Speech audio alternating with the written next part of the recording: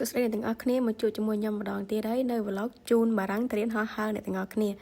ឡូវនេះពួកយើងបានរៀបចំអីវ៉ាន់ដាក់ឡានដែលមានដូចជាឆាត់យោងមួយម៉ាស៊ីនមួយនិងមានទ្រីងខ្លះៗដែរអ្នកទាំងអស់គ្នាឥឡូវនេះពួកយើងធ្វើការចេញដំណើរទៅហើយគឺឆ្ពោះទៅកាន់កន្លែងដែលយើងត្រូវហោះហើរនឹងហើយអ្នកទាំងអស់គ្នាឥឡូវនេះពួកយើងគឺបានមកដល់កន្លែងហើយក៏ជួយយកអីវ៉ាន់គ្នាចេញពីឡានទៅសម្រាប់ខ្ញុំក៏ជួយយកអីវ៉ាន់តែបន្តែយកតែរបស់ណាដែលស្រាលទេ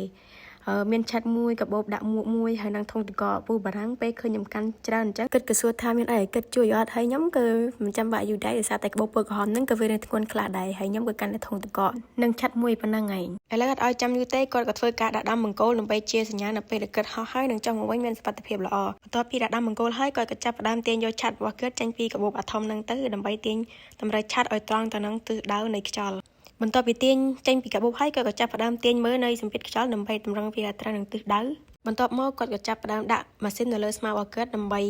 ធ្វើការហោះហើរតែណាមួយគឺមិនអាចភ្លេចនៃកន្លឹះរបស់វាបានទេយើងត្រូវដាក់កន្លឹះវាឲ្យគ្រប់ចំនួននិងលក្ខណៈរបស់វាដើម្បីរក្សាសុវត្ថិភាពនៅលើអាកាសខ្វះកន្លឹះតែមួយក៏អាចបានដែរទាំងអស់គ្នាដោយសារតែកីឡាប្រភេទនេះគឺវាមានគ្រោះថ្នាក់បន្តិចតួចដែរដោយសារតែវាគឺនៅលើអាកាសមិនមែននៅលើដីនៅពេលដែលគាត់ដាក់ម៉ាស៊ីនលើខ្លួនគាត់ហើយខ្ញុំក៏ចាប់ផ្ដើមហុចមួកឲ្យគាត់ដើម្បីពាក់នៅលើអាកាសហើយនឹងអាយកូមដើម្បីប្រស្រ័យតាក់ទងគ្នាណាអ្នកទាំងអស់គ្នាដោយសារនឹងគឺវាគឺជាចំណុចសំខាន់មួយដែរតោះឥឡូវកុំឲ្យខាត់ពេលយូរមកមើលគាត់ហោះហើរជាមួយខ្ញុំទាំងអស់គ្នា